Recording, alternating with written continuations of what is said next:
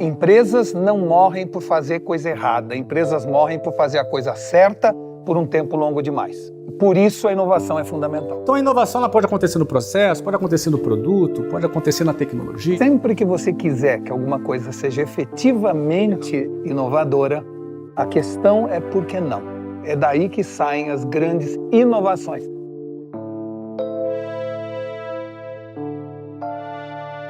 Muita gente acha que inovação é quase um sinônimo de tecnologia, né? As pessoas às vezes até confundem uma coisa com a outra, quando na verdade tecnologia é uma das formas de inovar. Na verdade, inovação é fazer de um jeito diferente aquilo que os outros fazem igual. Isso é inovação, né? E de certa maneira, inovação, portanto, é muito mais uma questão de ótica do que de fibra ótica. É muito mais um jeito como você se vê no mundo e vê o mundo do que propriamente algum investimento em tecnologia. Tem muita gente que fala assim, Walter, eu não posso inovar porque eu estou com baixo capex. Eu falo assim, olha, você pode estar com baixa inteligência, capex não, porque inovação é muito além do seu investimento em tecnologia. Então eu acho que inovar é, no fundo, uma consequência da necessidade de evolução. Empresas não morrem por fazer coisa errada, empresas morrem por fazer a coisa certa por um tempo longo demais. Por isso a inovação é fundamental. Quando a gente lançou nossa primeira empresa em 1995, a gente lançou um curso de inglês no Brasil e 99% das escolas de inglês daquela época eram voltadas para crianças e adolescentes. O que foi inovação para nós naquela época? A gente fez um curso de inglês para adulto. Coisa simples. O mercado, 99% era para criança e adolescente. E por que nós, em 1995, vocês lembrarem bem, início do Plano Real, foram privatizadas as empresas de telecomunicações, houve também quebra de monopólio na área de petróleo. Então, da noite para o dia, entraram um monte de empresas que prestavam serviço para a Petrobras. Ali a bacia de Campos encheu de empresas internacionais. As empresas de telecomunicações encheram ali de empresas internacionais. De repente, os RHs nas empresas mudaram o status. O inglês deixou de ser recomendável para ser uma exigência.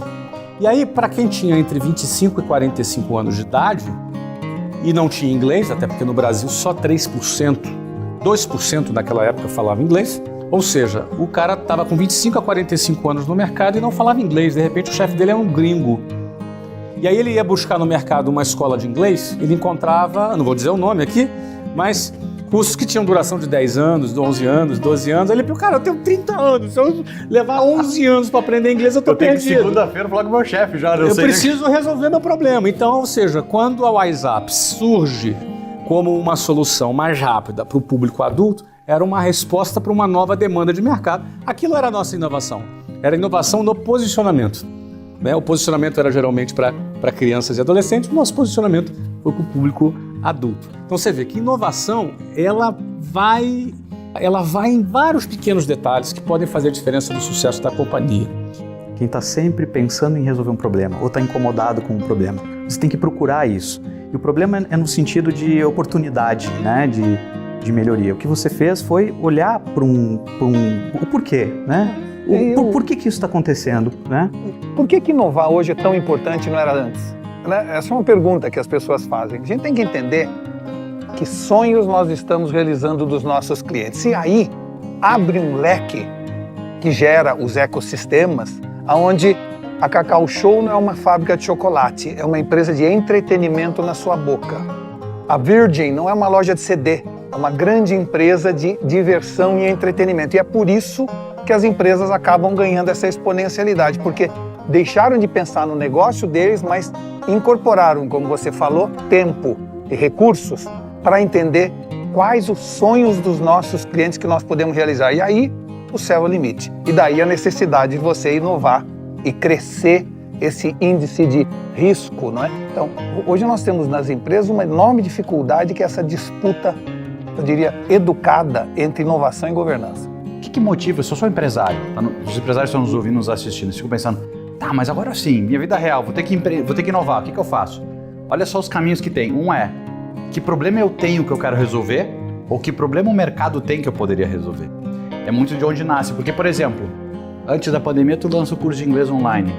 Tu resolveu o teu problema ou o problema do mercado antes? Não veio a pandemia e resolveu o meu problema. Exato. Mas agora, muita gente criou o curso de inglês online quando estava no problema. Perfeito. O resultado é outro. Pega quanto exemplo tu não viveu nos clientes que tu atende, que o cara nasceu e queria inovar para resolver o problema dele. É completamente diferente o resultado, claro que tem resultados positivos, do que quando eu olho para o mercado das oportunidades, A né? empresa só consegue inovar se ela tiver a seguinte visão.